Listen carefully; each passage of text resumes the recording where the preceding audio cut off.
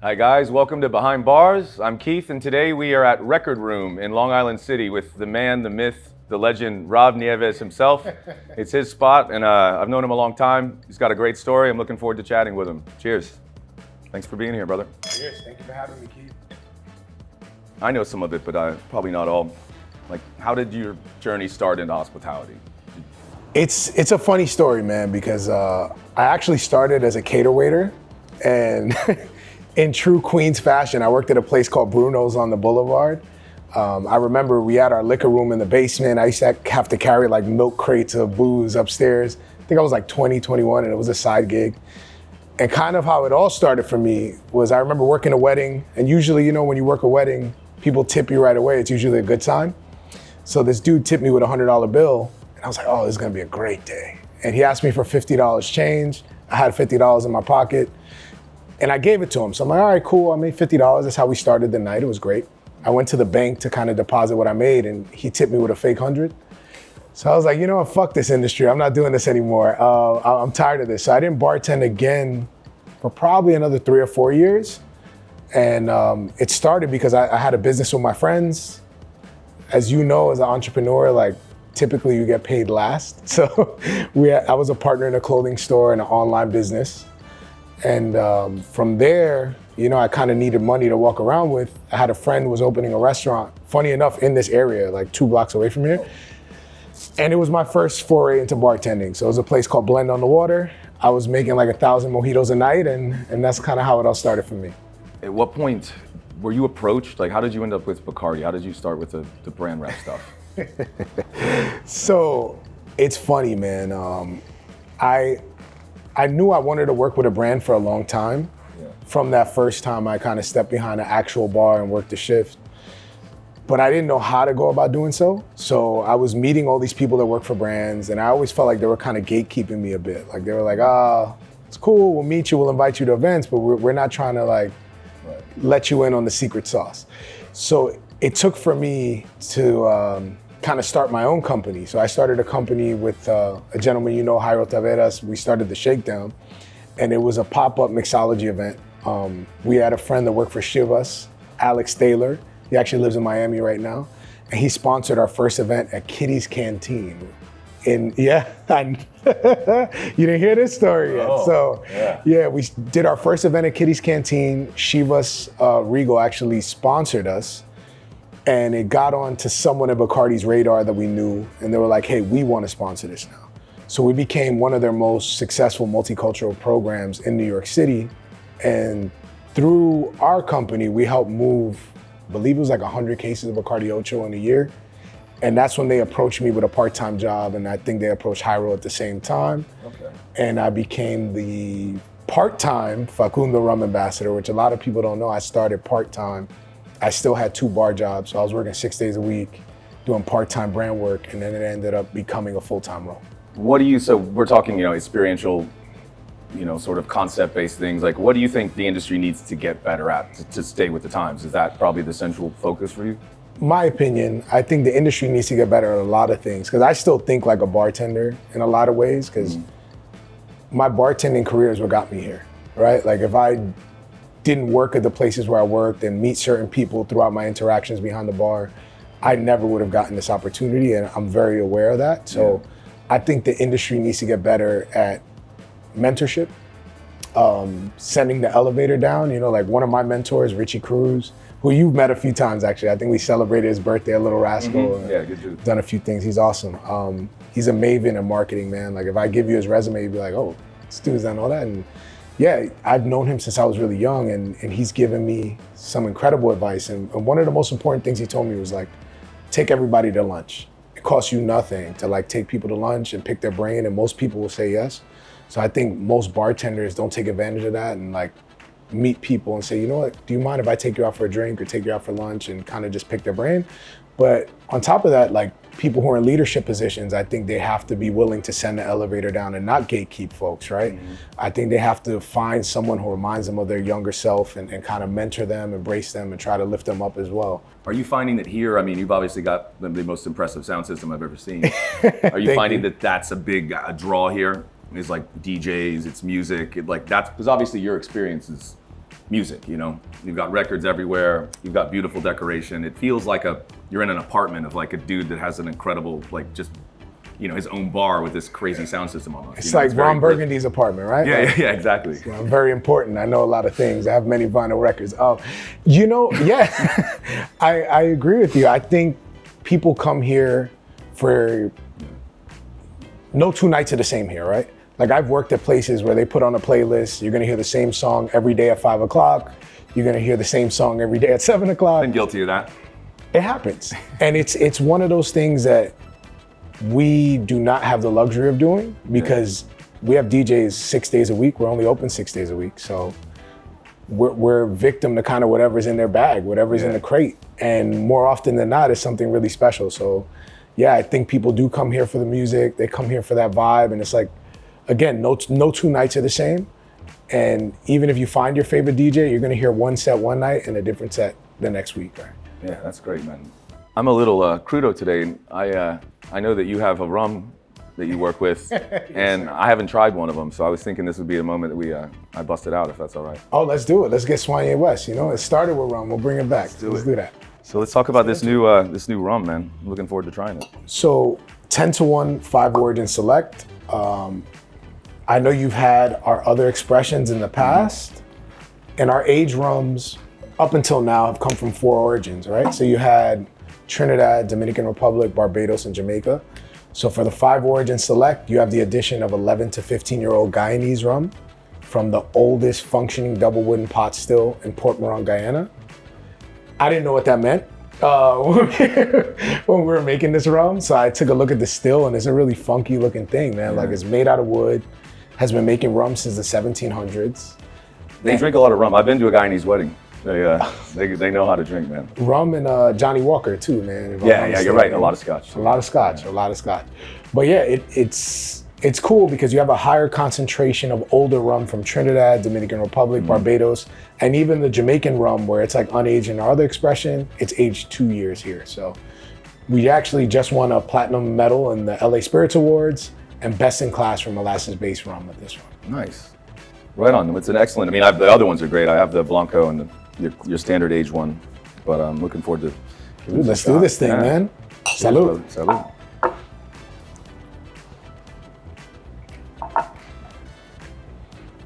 I heard a dude once talking to like Dushan and Steve Schneider and Dev Johnson, and I don't even remember who he was. I think he might have worked for like Reyka Vodka or something.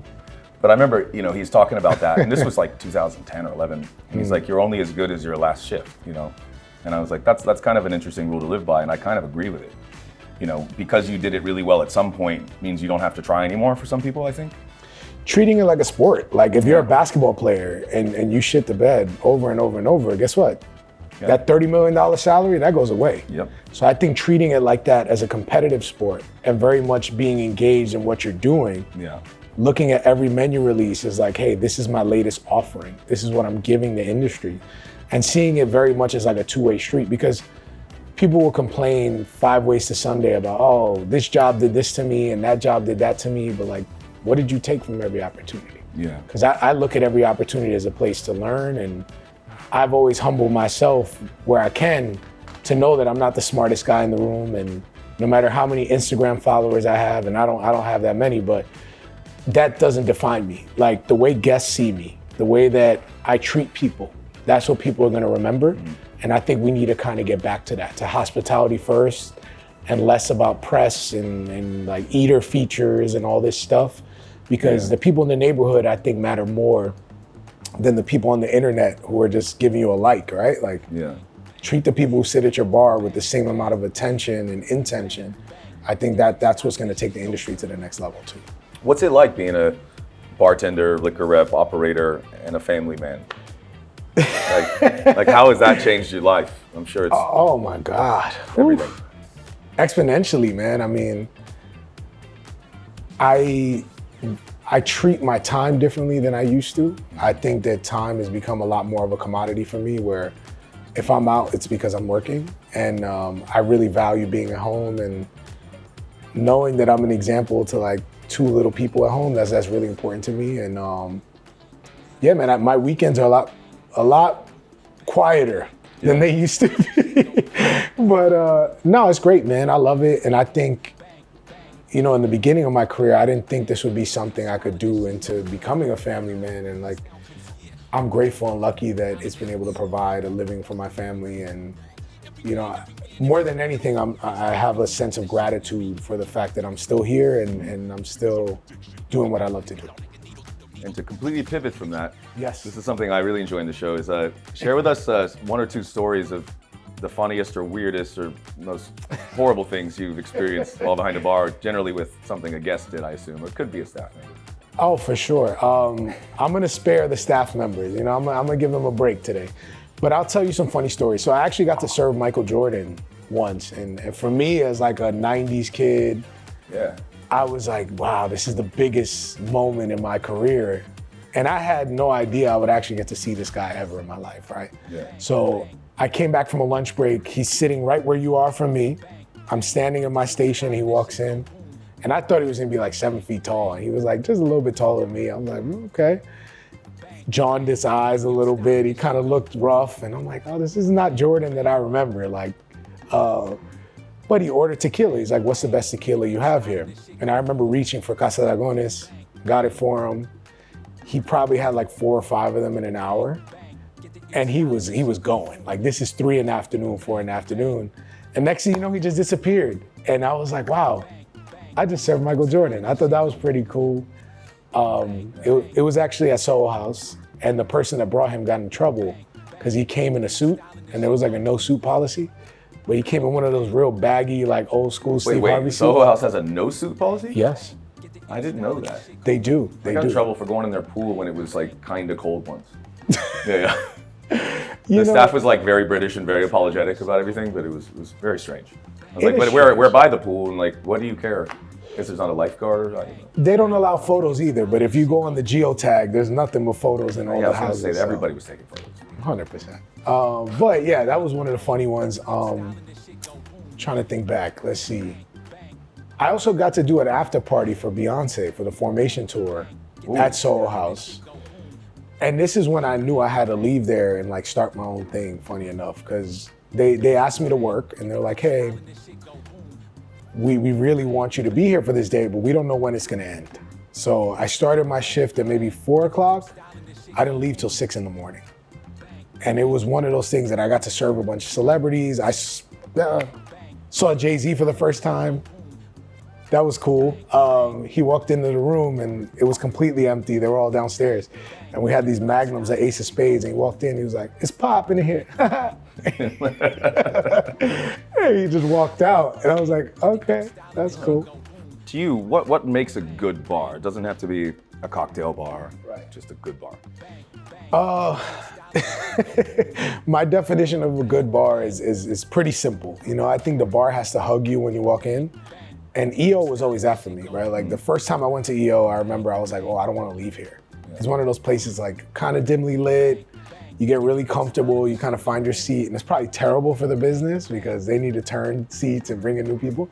But I think that's a part of it. Cold beer, hospitable bartenders, able to make classics. I think my criteria is super simple, but very easy to mess up. What are some red flags that you see when you go into a bar? Or like, what are the ones that stand out to you that you catch right away? Red tip bar spoons. So I think that's cracking. Yeah, man. Like that's my favorite Instagram account, Red Tip Bar Spoon. I don't know. You gotta check it out. It's hilarious. Is it like Sussman? Something like that. Yeah, I would say that. Another Red tip bar spoons is a red flag. Red tip bar spoons, and then if I see a speed pour on Casamigos, I know I'm in trouble. Those are the two. Yeah. What's advice you'd give to your younger self that you would have, something you wish you'd known? There's a couple things. I'll keep it pretty brief, but I would say I would probably be really kind to my younger self because I battled a lot with imposter syndrome and just not feeling like I was as good as I maybe thought I was in my head and not maybe worthy of some of the opportunities that I was given. I would probably be really nice to my younger self. And aside from that, I would tell myself to be patient and enjoy the process. Because like looking back on my career, I could say there are not many things I would change.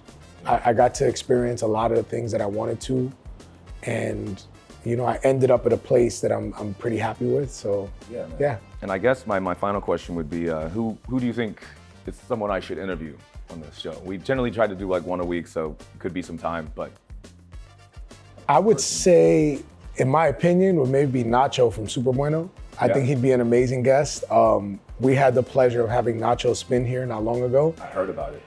He's incredible. And the fact that he spins vinyl, he was able to rock on a rotary mixer. He just seems like a guy that's lived so many lives and so many, he's been the main character in so many different stories that I'm sure that he'd make a really, really good interview. Yeah, I'm looking to reach out to him. I don't know him super well. We have obviously met, but like, I've always really enjoyed his company when I did the Ghost Donkey and now the Super Bueno. For sure, man. I would say him or either Tim Cooper as well from Forge Gin.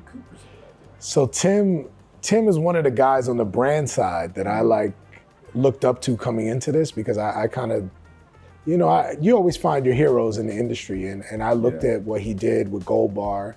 I was a big Gold Bar fan. I love that place.